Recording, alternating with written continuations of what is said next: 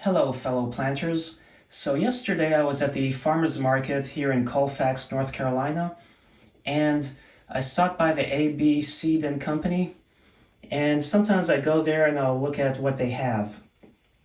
And I found this Peperomia, which had fallen off. I think this is a Peperomia rosso, but I would like to research it further just to be on the safe side.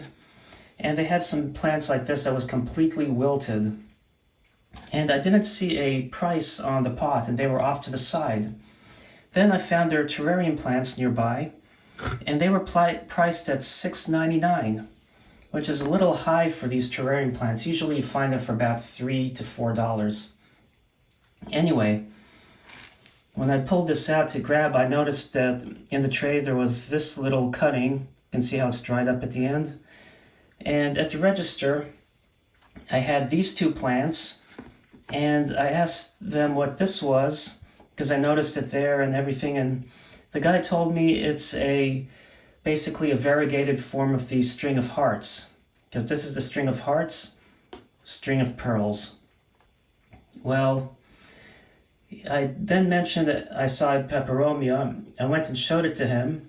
He offered to give me this plant. He watered it for me so it can perk back up, and told me I can have all these for $10. What an excellent deal. So I literally got 1, 2, 3, 4, 5 different plants for $10.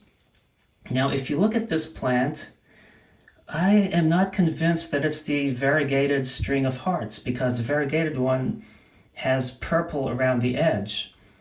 And if you look at this, and you look at my Peperomia prostrata that I have, this one needs watering, by the way, you can see it looks like it could be basically the same thing. So this could be a lovely, yeah, you see right there? So I think this is a segment of Peperomia prostrata. So I literally got 5 different plants from the farmer's market, from the AB Seed and Company, for $10. What a great deal. So now I get to plant it.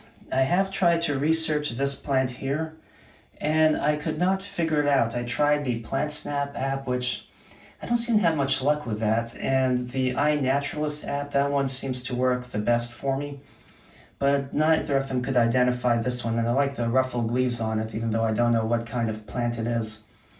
But I'm happy I got these two, because I did want a few more small trailing houseplants. So now, what I'm going to do for planting these is I like to save these Siggy's yogurt containers. And if you get the whole milk variety, the cup is shorter, so you can always set it in a bigger one and drill a hole and do a wicking setup if you like. But for my purpose, I'm just going to use a few of these Siggy's containers.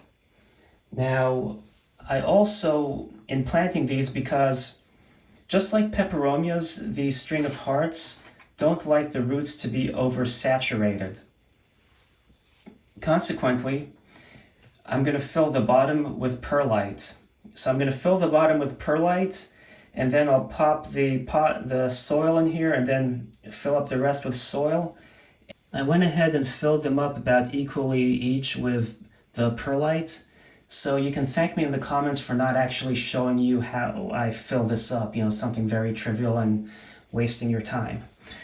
And as you can see from here, there's a slight shadow with the way the light is, but it's right over here is about how high. And this is just so, you water these sparingly, but if you accidentally give it a little too much, it acts as a reservoir so the roots don't stay saturated. Now, let me go ahead and start with the string of hearts, but I don't know where that segment of Peperomia is. Oh, I had it here. Okay, so this one I'm going to do something with later, but I want to see how this is. Okay, so what I'm going to do is I'm going to start with the string of hearts. So I'm just pressing the pot over just to loosen it from the edge, flip it over and push down. I don't want to pull, if I can help it, from there. And if it won't go down, I can always take something that I can stick in here and just push. and it's coming out. So this is a good way to make sure you're not going to literally pluck it from there and damage the roots.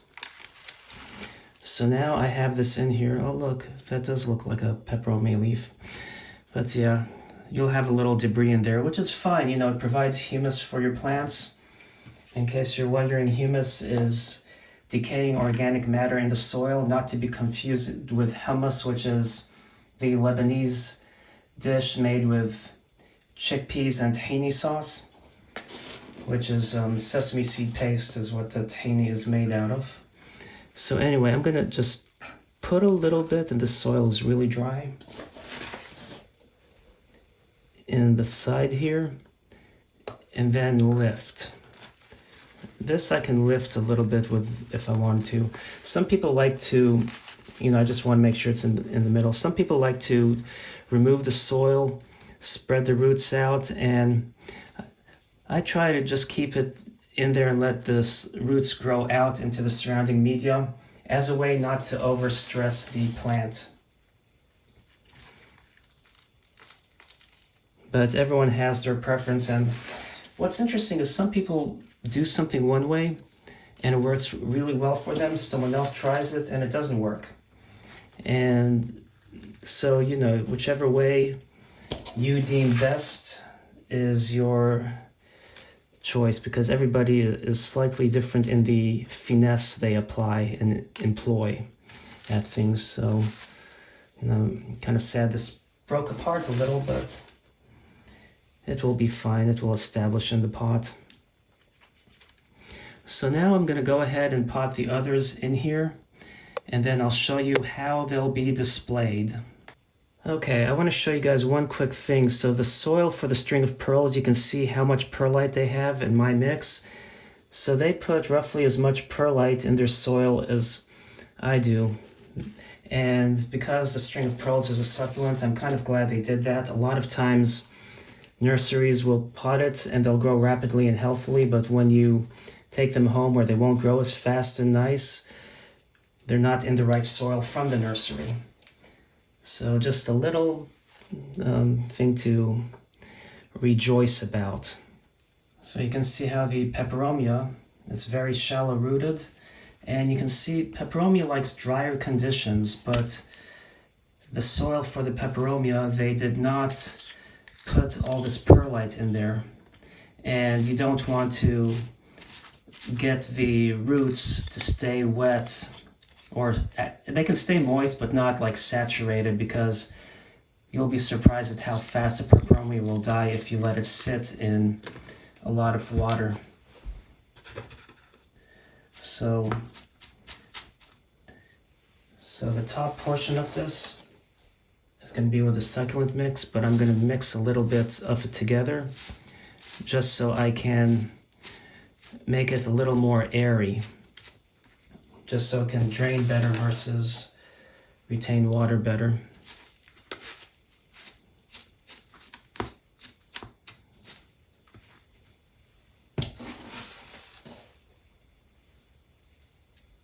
And then the top portion, I'll keep it not as mixed. So I'm going to have the top 50% perlite, 50% soil, then probably about, I guess, 75% soil and 5% perlite, and then below it just perlite for drainage. And then this will go there. I do have a dead leaf or a broken leaf, so this one I'll just save and use it to propagate another one. And one thing is, with the string of hearts, you can see here I have roots, so I can actually cut this, stick it in here, and get a second one.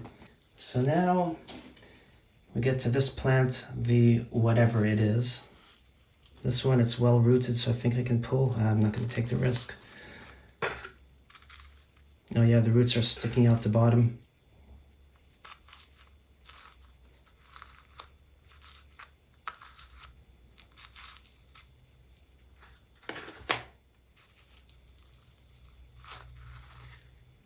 Now this one has a lot of perlite in there, and this one came out the cleanest because the roots are the best on it. Okay. So here are the plants which I just potted, the Peperomia, string of hearts, string of pearls, and the one I don't know. So as a reminder, if you know what this plant is, please let me know in the comments. And then I have the few plants here that, the leaf and other stuff I need to propagate. Now the string of pearls, I can actually just stick that in here to propagate that stem. And then the segment, which I was told was a variegated string of hearts, but turned out to be a Peperomia prostrata. I can actually, I can actually add that to this one to let this get fuller sooner. Now, with these, where I have the, the perlite, as you can see here, and then the soil, I can actually take a mug, and most mugs, they'll fit perfectly in there, and then you can swap out. I have a collection of mugs I had priced for yard saling, but I'm like, they look good for having plants in them. Now, one thing to note is that some mugs are going to be a little bit too big. I'm actually going to use this one so I don't drop the plants. So you see, it doesn't sit in there very well. So anyway, I hope you enjoyed this video, and thanks for watching.